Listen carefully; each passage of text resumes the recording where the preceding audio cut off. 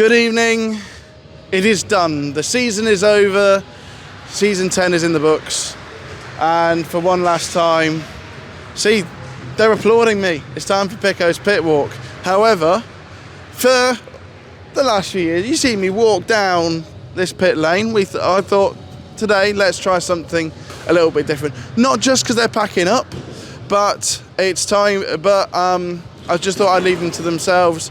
And also, Jack doesn't want to get in trouble. So, we're going to have a little wander down the paddock instead.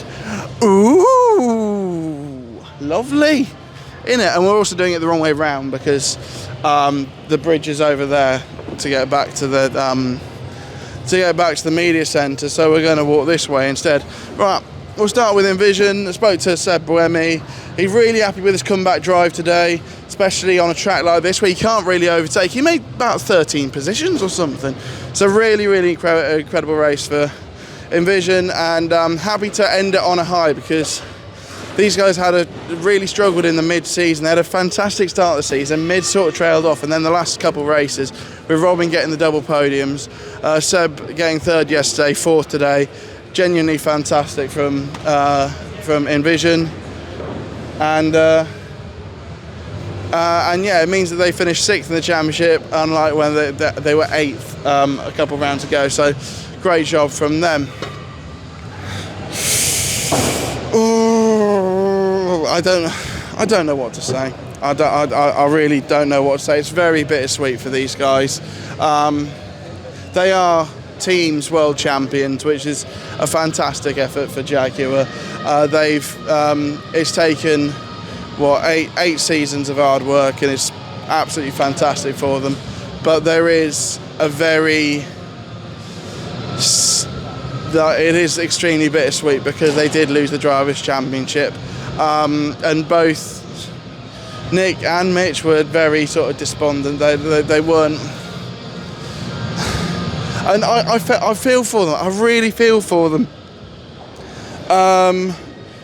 Nick was in the perfect position after he took the two attacks, and then to have his puncture, really, really sad. But we saw Da Costa come over and console him after. So I know that there's no hard feelings. And actually, I did speak to Nick, and Jev was making sure that he was all cheery and everything, making sure that Cass was okay. Evans feels like the team was sort of against him. Where the thing is, like when you've got both of them in the championship fight, it is a lot harder to manage both drivers. So both drivers want to win, but only one of them can, and so it was going to be hard regardless for them. And yeah, both of them feel like this one hurts a lot more than this year. It was more in their control this year than last. And Mitch thought they believe that they were told that they could race freely, but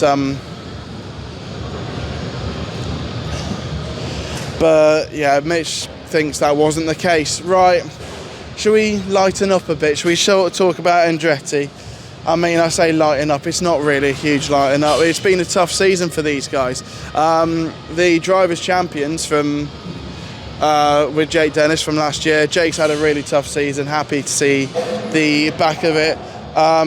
Norman said that they probably lost about 50 points this year just through different things happening. And so, yeah, lots of things to be done here for next season. And actually, Jake thinks that next season, being the first year of Gen 3 Evo, might be really, really good for them. So, yeah, we shall see. Now for some happier times, shall we? Huge congrats to Pascal Wehrlein. He pulled it out of the bag this weekend. The win yesterday, to be second today. Yeah, Mitch had the attack loop problem, which sort of gifted. I don't want to say it gifted him. It helped him a great deal. But yeah, But yeah, no, he felt like the outsider out of podium. He was believing all the way. It's never over till it's over, and they proved it today. It was fantastic. Antonio Felix da Costa finished in 5th. However, we believe he's under investigation for the incident with Cassidy. We are not 100% sure the outcome at this time. Lo and behold, when I go up to the media centre in about 10 minutes' time, I'll find out what the result of that was. But yeah, right, DS Penske. And it's, yeah, and that was Stoffel van Dorn's last race for the team. He ended up P9, Jev P6. And in a very Stoff style, the fact that this season is over is his highlight of the season.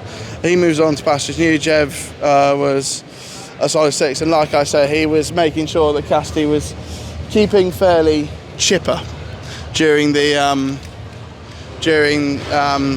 his interviews and everything earlier on. So good on Jev for being a good sport. Right, Maserati. Yeah, it's a weekend of what could have been. They was going to a second yesterday when the gearbox problem happened. Second on the grid today, but fell back. And he put that down to the fact that they had to put a different gearbox in, and so that was one of the key factors of why he was starting to fall through the field. And then obviously the incident with Cassidy and da Costa meant that that was him done for as well. Actually, if they that's supposed to be ripped. I'm not sure if that's supposed to be ripped or not. I'm judging by the cables on the right. I'm assuming that's supposed to be ripped, but who knows? But yeah, this is the back of the podium. You can see sort of like all the lights flashing. On the other side, it says thank you. It says see you in season 11. Watch our review show. You'll see that we did the review show from out there. And yeah, so this is where you will have seen this, Jack. If you just focus on the sort of runway here, this is where all the pyrotechnics would have gone off when Wehrlein came down here earlier. And then they drive through here and then out underneath the podium, and then they celebrate from there. Right, so we'll move on to Nissan next. It's a fantastic day for them to get a win. It seals Ollie Rowland 4th in the championship. So best of the non-top 3. So yeah, incredible. Had his kid up on the podium, which was wonderful. And yeah, it was overshadowed by the championship, but I think that's a little bit of a blessing in disguise. So it means that they can have their own little party away from the big headlines. Fenestraz, I hope Sasha Fenestraz is back next year, because there's a lot of rumours about here. We believe he should be, but I mean, he's got to step up his performance next year, otherwise he's going to be searching around. Neil McLaren, or McLaren, or Nemo McLaren if you're Ed Hunter. Not the way Bird wanted to end his season. He ended it in the wall with the thing, and actually you can see the Jack, look, damaged nose cones. Damaged nose cones, look at that. Yeah, so yeah, it's not the way Bird wanted to end his season after the incident with Jehan Daruvula, but so be it. We believe Jehan might be around or back in the future. We are yet to see. But yeah, Hughes just outside the points on what we believe to be his final race for McLaren. Actually, Jack, if you just want to come out, because you guys don't get to see the bits down here. So this is behind the garages, and in here, have a quick look in here. You got all the broken parts from the weekend. Last year I nicked a bit of apt nose cone from there, and it's now sitting on my dining room table. Please, Formula E, keep my accreditation. I like being here. Actually, some of this stuff is already packed off to go to Valencia. Lovely. I think that's where they're keeping most of their stuff now, I think, in Valencia. So yeah, no, that makes sort of sense. Right, let's talk about ERT. The Wooden Spoon Award this year, unfortunately, for ERT.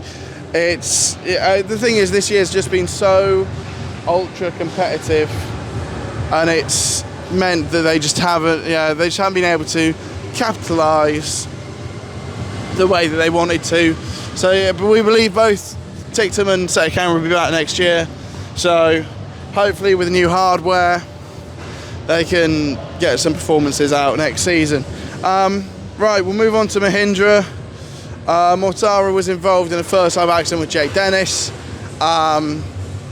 where he got squeezed into the wall and broke the suspension, and so their races ended right there and then.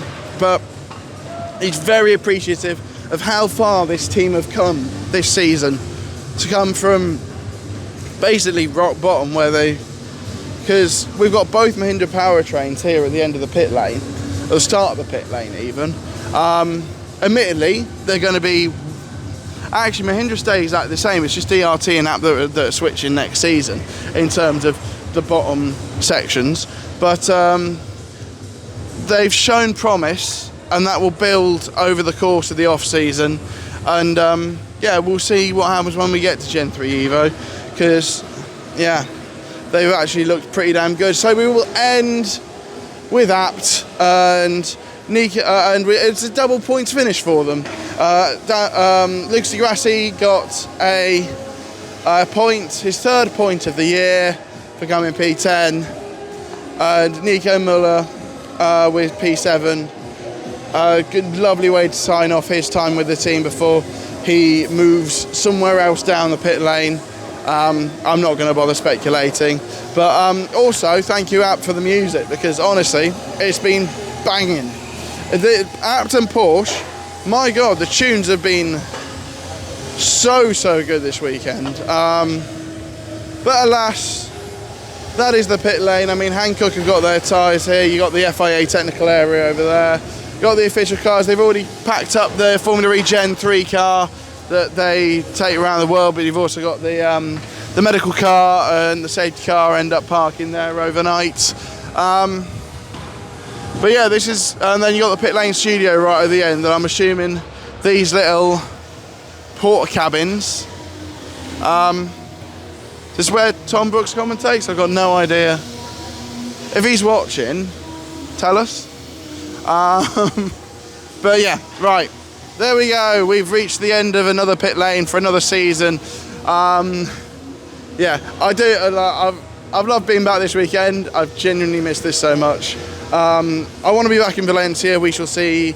But from London, from season 10, congratulations to Pascal Wehrlein. Goodbye.